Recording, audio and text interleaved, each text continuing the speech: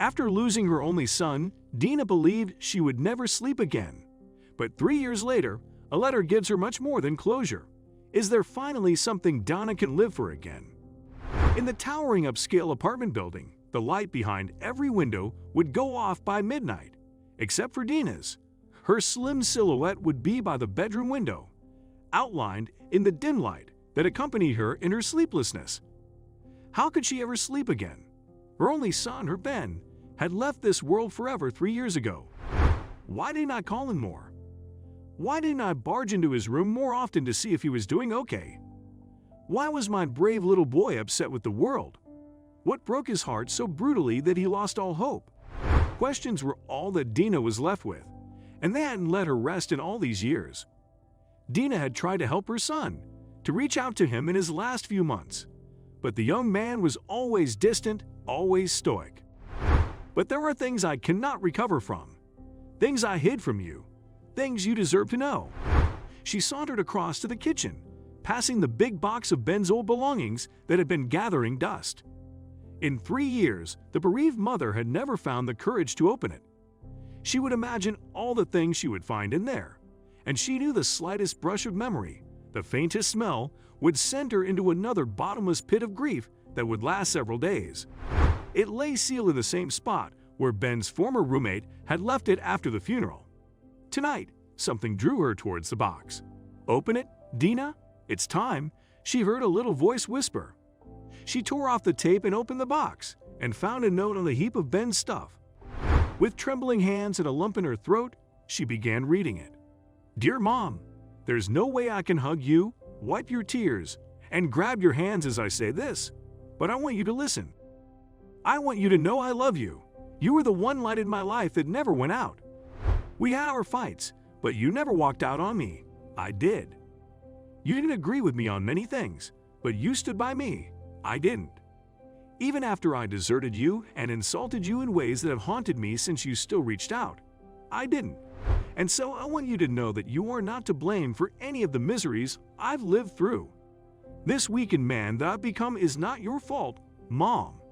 You raised me to be strong, to be kind, to always look on the bright side. But there are things I cannot recover from, things I hid from you, things you deserve to know." Dina covered her mouth in shock, wondering what deeper secrets were about to be revealed. "I never told you this, Ma, but I married a beautiful woman 7 years ago. I met her shortly after I moved away from home, and it was like love at first sight. I thought you would never approve of a girl like her, so while you were working hard to send me money for my Ivy College education, I was using it to start a new life with my Charlene. She was everything I ever wanted, nah. And when we learned that she was pregnant, I was over the moon. It was like this completely unknown side of me had woken up. I was working 2 jobs, attending prenatal classes, and taking care of Charlene through her harrowing pregnancy. The day she was in labor, I had my phone in my hand, and I had dialed your number.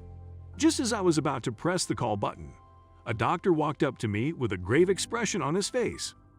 My Charlene, my world, my light, had died during childbirth. I was left with a broken heart and a newborn baby in my hands, crying for his mother. I was so consumed in my grief that I didn't consider raising the baby on my own. I wanted him to be happy, and I knew I couldn't do that for him. So I detached myself from my own boy and gave him up for adoption. My life after that is a blur. The only feelings I remember are grief over my Charlene, guilt over deserting you, and the longing to see my son. But I never found the courage to visit him. Maybe you will." Dina could feel her pulse quicken as she read the next sentence. "His name is Mike, and he lives at the group home on Nichols Street. If you do meet him, and when you tell him about me, tell him I tried. Tell him I loved him from the moment I saw him. But I was too heartbroken to feel like I deserved him. Just like I feel too small to deserve an incredible mother like you. If you can find it in your heart to forgive your foolish son, I know my soul will be blessed. I wish I could hug you and tell you that I'm all right, but I'm too tired to lie. I love you, Mom. I always will, no matter where I am." Dina wiped the teardrops that had dropped onto the paper, smudging some of the ink. She was in that cocoon of grief again, but this time, her son's words kept echoing in her head. "My boy, You went through so much. I forgive you, child. Ma forgives you." She pressed the note to her chest for the longest time and let her emotions pour out of her eyes. Suddenly, she felt another strong instinct, and her teary eyes lit up. Her son was gone, but he had left someone for her to connect with. "Mike, is that you?" Dina found herself face to face with her grandson at the group home the next day. The boy sat in a corner, drawing circles with his fingers in the mud. One look at his eyes and goofy smile, and Dina knew it was him. "My goodness, you look just like." Dina paused, trying to hold back her tears. "Like whom?"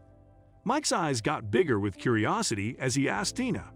"Your father," Dina blurted, hugging her 3-year-old grandson for the very first time. Mike was too young to understand most of the story Dina was telling him, but he jumped at the chance to call her Grandma. Dina's heart ached that her own grandson had spent the first 3 years of his life living like an abandoned child. "Not anymore, Mike. You have a family now, and a big, beautiful room that once belonged to your papa," Dina told the boy, who had the same boyish happiness on his face that her beloved son once had.